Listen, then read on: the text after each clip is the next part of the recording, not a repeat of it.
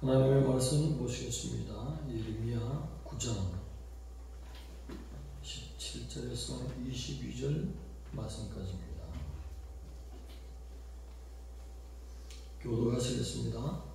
만군의 여호와께서 이와 같이 말씀하시되 너희는 잘 생각해보고 고하는 분야를 불러오며 또 사람을 보내 지혜로운 분야를 불러오되 그들로 빨리 와서 주를 위하여 왜곡하여 우리의 눈에서 눈물이 떨어지게 하며 우리 눈꺼풀에서 물이 쏟아지게 하라. 이는 시온에서 통곡하는 소리가 들리기를 우리가 아주 망하였구나. 우리가 크게 부끄러움을 당하였구나. 우리가 그 땅을 떠난 것은 그들이 우리 거처를 헐었음이로다 하미로다. 너희들이여 여호와의 말씀을 들으라. 너희 귀에 그의 말씀을 받으라. 너희 딸들에게 애곡하게 하고 각기 이웃에게 슬픈 노래를 가르치라. 무릇 사망이 우리 창문을 통하여 넘어 들어오며 우리 궁실에 들어오며 밖에서는 자녀들을 그 위에서는 청년들을 멸절하려 하느니라. 너는 이같이 말하라. 여호와의 말씀에 사람의 시체가 분토같이 들이 떨어질 것이며 추수하는 자의 뒤에 버려져 거두지 못한 곡식당같이 되리라 하셨느니라. 나같이 여호와께서 이와 같이 말씀하시되 지혜로운 22절까지 아멘. 아멘.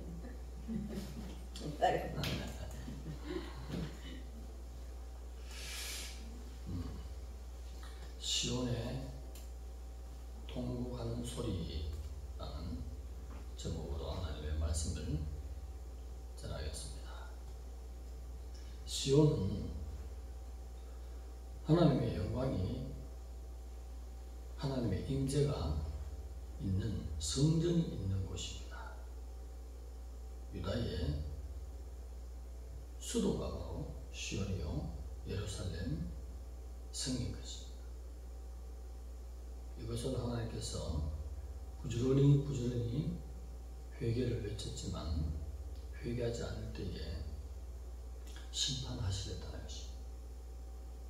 회개의 소리가 우리 귀에 누구를 통하든지 들려오면 겸허한 자세로 우리 자신을 돌아보고 주님 앞에 나가서 회개하는 것이 지혜로운 삶인 것입니다. 왜 하나님이 이토록 하나님의 백성들에게 깊이 있게 요구하시는 말씀을 우리는 다시 한번 되새겨야 되는 것입니다. 레위기 19장 1절 2절에 보면 하나님이 모세를 불러서 너는 백성에게 가서 이르라. 너희는 거룩하라. 너희 하나님 나 여호와는 거룩함이니라. 거룩한 하나님 앞에는 거룩한 백성으로 살아드려야 된다는 것입니다. 그래서 필요한 것이 해설해 주기 위해서 상세히 설명해 주기 위해서 10가지의 계명을 베풀어 주셨다는 것입니다. 그리고 오늘 같은 제목으로서 하나님 백성들이 하나님의 백성답게 살아가는 방식과 태도를 앞절에서부터 말씀해 주셨습니다. 4장 2절에 보면 진실과 정의와 공의로운 삶으로 하나님 앞에 살아드리기로 하겠습니다. 이것은 더 거슬러 올라가면 모세를 통해서 말씀하신 거룩을 말하는 것입니다. 거룩은 죄를 짓지 않는 것입니다. 선한 삶을 살아가는 것입니다. 의로운 삶을 사는 것입니다. 징계가 아니라 하나님 앞에 복받을 수 있는 그런 언약 안에 있는 삶을 거룩한 삶이다. 부녀를 불러서 애곡하게 하라. 돈을 주고 불러와서 슬픔의 현장에서 목 놓아서 우는 여인을 불러오라는 것입니다. 그래서 우리의 눈에 눈꺼풀에 눈물이 쏟아지게 하라. 이 표현은 잠시 후에 심판이 직면해서 피할 수 없음을 그렇게 표현하는 것입니다. 시온산은 하나님의 영광이 결탁되어 있습니다. 이것이 하나님께서 멸망시킨다는 것은 있을 수 없는 일도 이스라엘 백성에게는 마음에 그렇게 우리는 하나님의 선민인데 하나님께서 애굽 땅에서 불러내서 이 예루살렘을 주셨는데 어찌하여서 예배하는 우리를 멸망케 하리요, 이런 믿음을 가지고 있다는 것입니다. 그것은 하나님이 원하시는 믿음이 아니라는 사실. 하나님의 백성이라도 모세에게 주셨던 처음 말씀, 내가 거룩하니 너희도 거룩하라, 이 말씀에서 벗어나면 하나님은 이방 백성처럼 대한다는 것입니다. 먼저 가나안 땅에 살던 백성들이 왜 쫓겨났습니까? 거룩하지 못하기 때문에 히브리 민족을 불러서 택하여서 그 사람들을 쫓아내고 이 자리에 와서 살게 했다는 것입니다. 이 자리에 살면서 하나님의 뜻을 쫓지 않고 거룩한 행실에서 벗어나니 또 하나님은 히브리 민족을 멸하신다는 것입니다. 처음 한번 말씀하신 하나님은 알파와 오메가 하나님, 한번 말씀하시면 끝까지 동일하게 변치 않게 가지신 하나님의 성품, 거룩인 것입니다. 거룩한 백성 됩시다. 그러면 거룩한 하나님이 마음껏 두 손 들어서 우리를 앞으로 보나 뒤로 보나 모든 것에서 하나님의 살아계시는 임마누엘의 복, 쌈마의 복, 이레의 복, 라파의 복, 그런 모든 것으로 채워주신 우리 하나님이 백그라운드가 되시는 놀라운 삶의 긍지심과 자부심과 진실된 하나님의 성미로서의 자랑스러운 백성이 될 것입니다. 오늘 부녀에게 하나님의 말씀을 받아라, 이렇게 하는 것은 바로 이 애곡하는 부녀에게 온 산천지에 들리면서 우는 소리가 심판이 끊임없이 하나님께서 이루셔서 하나님 무슨 징계가 있을 것이다 라는 것을 다시 한번 선포하시는 말씀이겠습니다. 하나님의 백성이라고 해서 모든 심판에서 벗어나는 것은 절대로 아니겠습니다. 언제나 하나님의 법 안으로 돌아올 때에 하나님의 무서운 징계의 심판에서 벗어나고 하나님의 손에 있는 축복의 삶을 살게 되는 것입니다. 시체가 온데 나뒹구는데 분토처럼 배설물처럼 들판에 그리고 거두지 않은 곡식처럼 널려있다.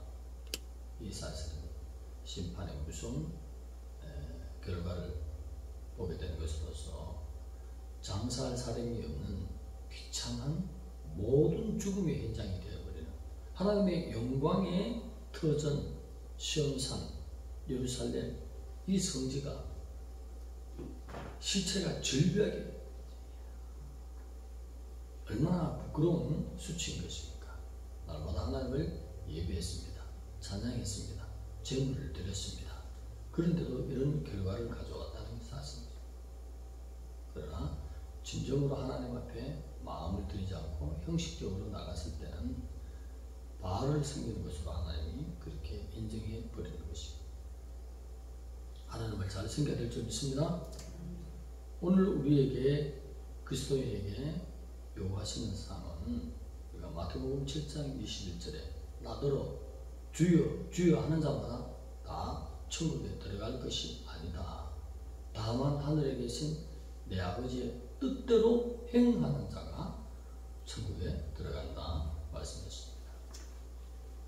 그날의 심판 때에 바깥 어두운 곳에 던져져서 그곳에서 이를 가는 자가 많이 있다. 억울하다는 것입니다. 왜 억울합니까? 하나님의 심판이 불안하게 느껴졌기 때문입니다. 그래서 우리는 하나님이 요구하시는 말씀, 거룩으로 돌아와야 됩니다. 거룩은 뭐냐? 죄를 짓지 않는 것입니다. 오늘 하나님의 말씀 예레미야는 몇 가지 주축을 잡을 수 있는데 예레미야 4장 2절에 나오는 말씀에서 벗어날 때에 심판으로 나갈 수밖에 없습니다. 거기에 진실과 정의와 공의로운 삶을 말하는 것입니다. 이것은 하나님의 백성들이 하나님을 섬기는 방식과 태도를 말하고 있습니다. 진실이라는 것은 에메트, 정직, 진실, 충성된 삶이겠습니다. 그리고 정의는 미시파트, 율법의 판단에서 옳은 것, 옳은 삶, 바른 삶이겠습니다.